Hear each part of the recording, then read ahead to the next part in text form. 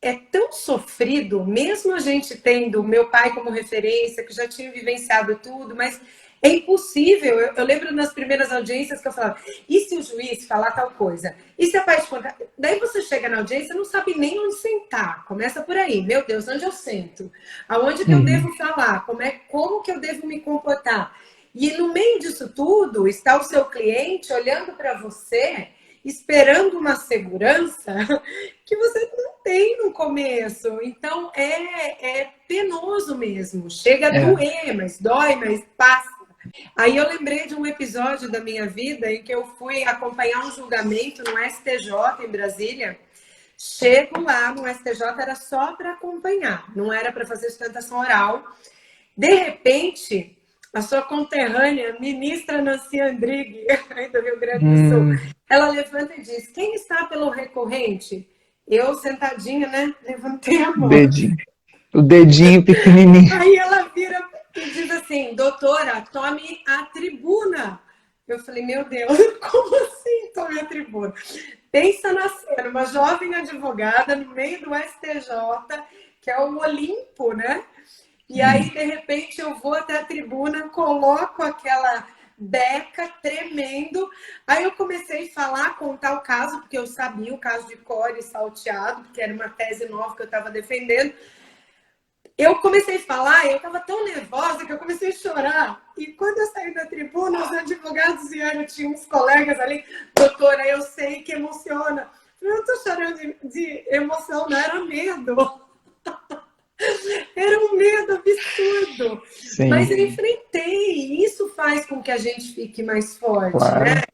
Tem hora que dá vontade de chorar, tem hora que dá vontade de tudo. Até eu estava estudando aqui para ver, para a gente conversar.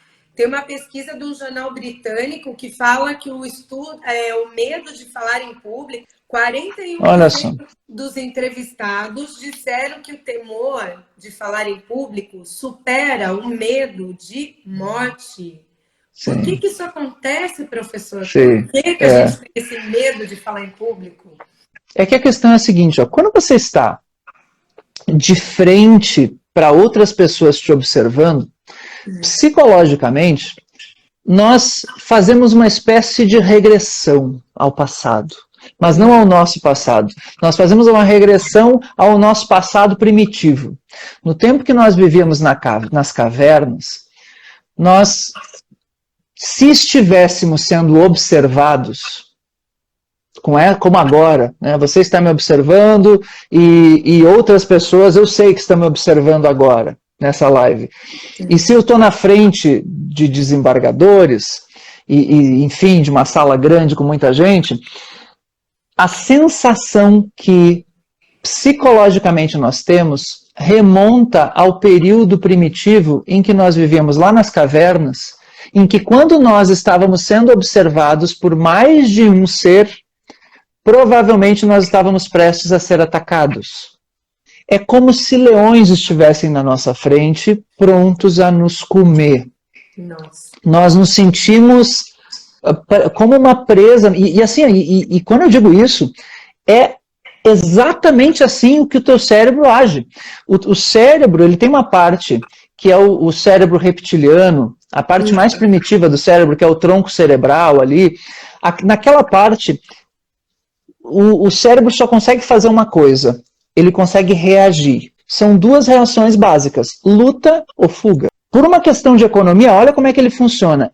Nós nos sentimos ameaçados e, em primeiro lugar, ele nos prepara para fingir de morto. Porque é como eu vou fugir da situação economizando mais energia. Então, o que ele faz? Ele nos trava. É por isso que nós ficamos travados. O nosso primeiro impulso é de fingir de morto.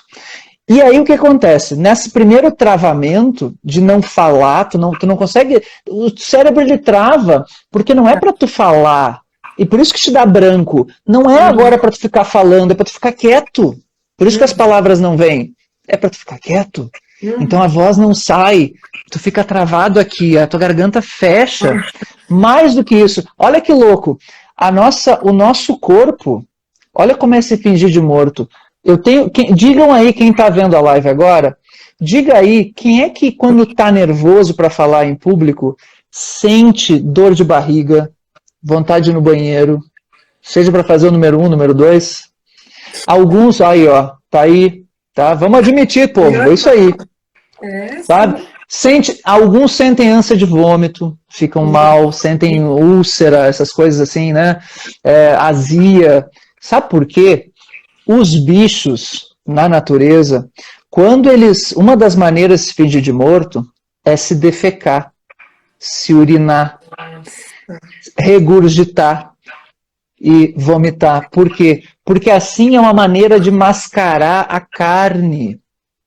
Tu mascara com o cheiro desses dejetos, nós mascaramos a carne para que ela pareça que está podre.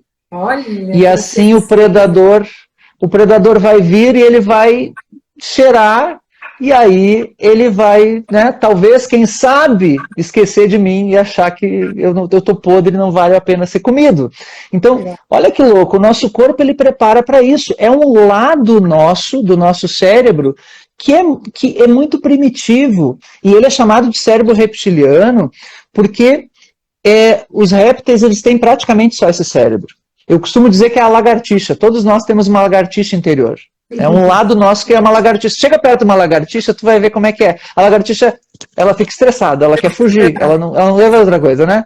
A lagartixa, primeiro ela paralisa, depois ela foge. Então ela não vai... E aí é que tá. Essa é a primeira coisa. O nosso cérebro nos prepara para primeiro se fingir de morto. É uma maneira de fugir. Depois, olha que coisa mais maluca. O nosso cérebro nos prepara, já que ele não adiantou se fingir de morto, ele já vai para a segunda etapa, que é te preparar também para correr. Então, caso tu tenha que correr, ele já te prepara para correr. E como é que ele faz? Olha só, o teu coração começa a receber mais sangue, a disparar. Então o teu sangue, ele sai das extremidades do corpo, sai das mãos, sai dos pés e vai indo em direção ao centro do teu corpo. Tu tem uma descarga de adrenalina no coração para te preparar para bombear o sangue para tu poder fugir. O teu sangue ele vai para os teus membros inferiores, mas assim os membros maiores vai para as coxas, para as pernas, para tu poder correr. E as mãos e os pés de muitas pessoas nessa hora ficam gelados. Né? Fica gelado, mão gelada, pé gelado, é muito comum. Mãos suadas. Então o pé fica gelado porque o sangue saiu. A mão fica suada, sabe por quê? Porque numa selva, tu talvez tenha que subir numa árvore. E subir numa árvore é muito mais fácil tu ter aderência nas mãos com o suor. Então você está sendo preparado pelo teu cérebro para fugir. Olha que coisa mais inteligente da natureza, né? É muito legal. Você está descrevendo uma prévia de uma sustentação oral, professor. É isso aí. É isso aí. Olha só, mas cientistas aqui falando que o ser humano e os animais frente ao medo também trava os dentes devido à adrenalina. Isso, trava os dentes. Isso aí. Perfeito, trava os dentes. Porque não é para falar, é para fugir. Exato. Entende? Não é para nada mais. E no máximo, e travar os dentes já tem o objetivo também de tu preparar a mordida caso tu tenha que lutar também. Então já é uma etapa... Então assim, veja que a natureza ela é muito sábia. Só que o problema é que, olha, isso aqui é o chamado sequestro emocional. Tu está sendo sequestrado, a tua parte inteligente, o teu neocórtex, que é de um ser humano inteligente, e que deveria funcionar para fazer a sustentação oral, ele está sendo sequestrado pelo lado de dentro do teu cérebro, que é o cérebro de uma lagartixa. Então, vai falar agora, vai fazer a sustentação oral, Fran, mas não é a Fran que está ali, é a lagartixa que está dentro da Fran que está no controle. Assim, doutora Caroline, escreveu exatamente o momento que a gente coloca a beca. A lagartixa vem e toma conta. Olha que desgraça, né? Professor, eu vou lembrar do senhor na prévia da beca. Virei lagartixa.